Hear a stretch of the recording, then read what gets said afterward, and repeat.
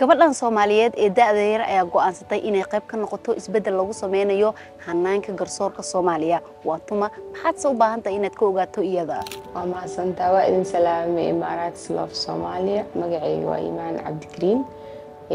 waxaan ka mid ahay dhalinta wax ku baratay kuna barbaartay Soomaaliya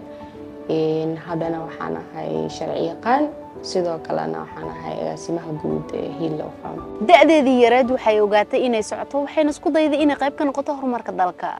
qareennimadu waxay ahayd jacayl mar hore igu soo bilowday aan jeclaa ilaa yaraanteedii inaan qareen noqdo waxay dooratay inay ku biirto goob ay ka taliyaan ragga oo ay ka aas-aastay shirkad kaliya ee dumar hogaamiso xagga sharciga Soomaaliya sheekadeeda waxay noqon kartaa sheekadaada oo kale laakiin waxay u baahan tahay go'aan qaadasho geesinimo leh si qaranka saameyn aad ugu yeelato haddii ay sameysay Imaan midan adigana maxaa ku diiday inaad sameyso mid kale